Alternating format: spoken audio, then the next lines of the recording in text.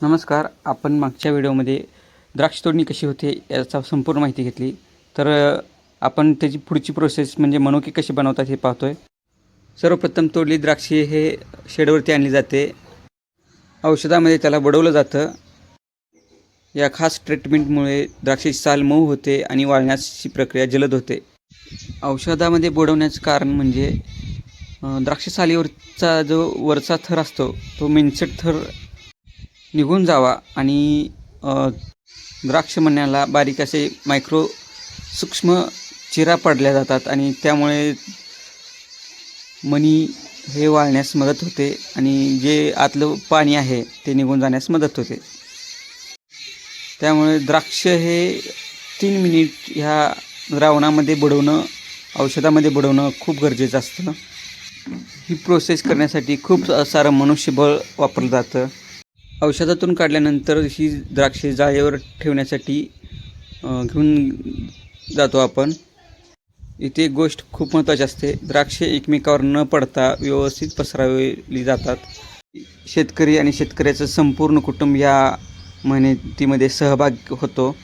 औषधामधून काढल्यानंतर ही द्राक्षे जाळीवरती किंवा ट्रेवरती पसरवली जातात. इथे प्रत्येक गोष्ट खूप महत्त्वाची आहे.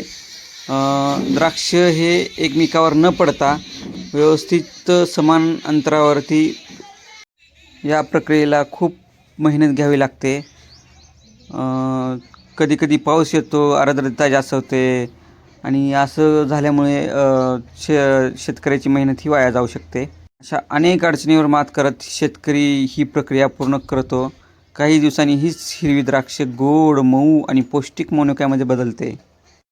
आपण जे सहजपणे मनुके जे खातो, शेतकऱ्याची मेहनत, वेळ, संयम लपलेला असतो.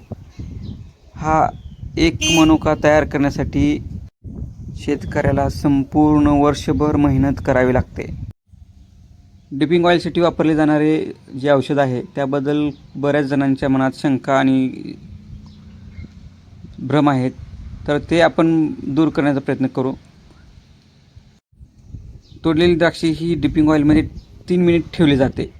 तर 3 मिनिटाच्या या प्रोसेसमध्ये द्राक्षाच्या मण्यावरील जी मेनसट थर आहे, जो कठीण थर आहे, तो हा निघून जातो आणि असे सूक्ष्म असे छिद्र किंवा चिरा पडल्या जातात त्याला आणि त्या चिरामुळे आतील जे पाणी आहे ते सुकण्यात मदत होते. शिल्लक राहतं ते फक्त साखर असते, शुगर असते आणि ही प्रोसेस बिना औषधात बुडवण्याची प्रक्रिया न करता जर आपण मनुके करण्याचा प्रयत्न केला तर ते मनुके किंवा ते घड पूर्ण खराब होतात. एकतर मणी वाळत नाहीत आणि राहिलेल्या घडांना बुरशी लागून ते संपूर्ण घड खराब होतात.